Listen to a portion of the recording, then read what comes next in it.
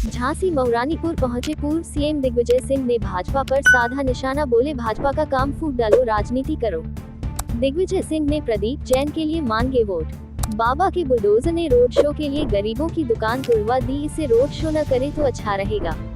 बड़े बड़े उद्योगपतियों व पूंजीपतियों के कहने पर सीएम ने नियम व कानून बनाए हैं, जनता को धोखे देने के सिवाय कुछ नहीं किया। राशन बांटने की योजना कांग्रेस सरकार ने लागू की थी, आवास देने की योजना कांग्रेस सरकार ने लागू की थी, सिर्फ बीजेपी फोटो खिंचवाने का काम कर रही है। मंत्री, जो आज आपकी जो जनसभा हुई है, जनसभा लेकर आप क्या कहेंगे मऊरानीपुर की जनता से? आपने मेरा भाषण नहीं सुना? जी सुन लिया ना जी वही है जी।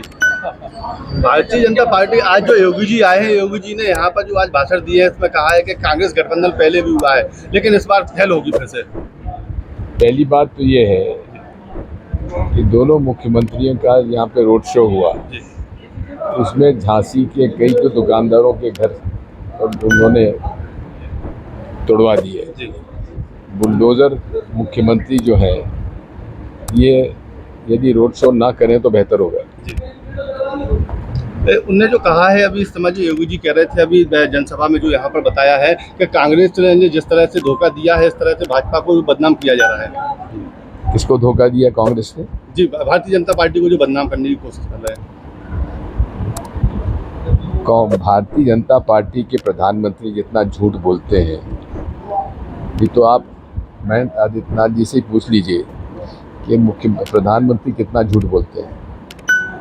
तो आज तो उन्होंने झूठ ये बोल दिया कि मैंने कभी हिंदू मुसलमान के अंदर कभी खिलाफ बात ही नहीं की है। अरे हर भाषण में हिंदुस्तान, पाकिस्तान, शमशान, कब्रिस्तान की तो बात करते हैं। एक पूरे तरीके से उनकी जो राजनीति है, लोगों में फूट डालो, राज करो, अंग्रेज छोड़ गए, चले गए, इन्हें छोड़ गए पीछे। प्रधानमंत्री जी ने कहा है 370 हटाई है यहाँ से लोगों के लिए, क्या फायदा हुआ? जी 370 क्या आपको मालूम है? 370 का प्रावधान जो था, उसमें से 97% तो पहले ही समाप्त कर दिया गया था।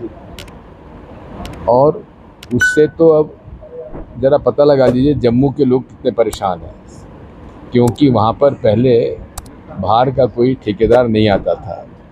आज सारे ठेकेदार गुजरात के पहुँच गए वहाँ काम करने के लिए, और वहाँ के लोगों को न तो रोजगार मिल रहा है, न नौकरी मिल रही है, न ठेके मिल रहे हैं। बाबू, 400 पार का नारा दे रहे हैं मोदी जी, क्या कहेंगे इस पर?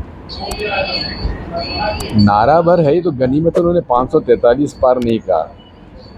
दूसरा ये है कि भारतीय संविधान को बदलने का उनकी मंशा है, और इस प्रकार से जिन्होंने ये नारा दिया है, उसका संकेत ठीक नहीं है।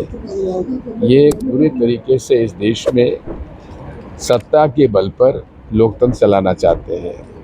लोगों पर दबाव डाला जा रहा है, ज़बरदस्ती उनकी फॉर्म विड्रॉ कराए जा रहे हैं, उनके खिलाफ झूठे प्रकरण बनाए जा रहे हैं। पूरे देश का, भारत का जो मदर ऑफ डेमोक्रेसी कहा जाता था, उसमें लोकतंत्री व्यवस्था को खत्म किया जा रहा है। इंडिया गठबंधन में अब आप क्या स्थिति देखते हैं, और विशेष रूप से मध्य प्रदेश में क्या स्थिति रहेगी? हमें जितनी सीटें मिली थी 2019 में, एक ही सीट मिली थी, इस बार उससे कहीं ज़्यादा सीटें मिलेंगी। मध्य प्रदेश में आप कितनी सीटों की उम्मीद कर रहे हैं लगभग? देखिए, हमारी एक सीट हमने छोड़ी थी समाजवादी पार्टी के लिए, लेकिन वो फॉर्म रिजेक्ट हो गया।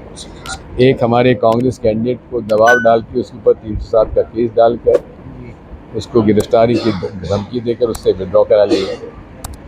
तो हम लोग 27 सीटों में चुनाव लड़ रहे हैं, तो हमें 10 से 12 सीटें मिलना चाहिए।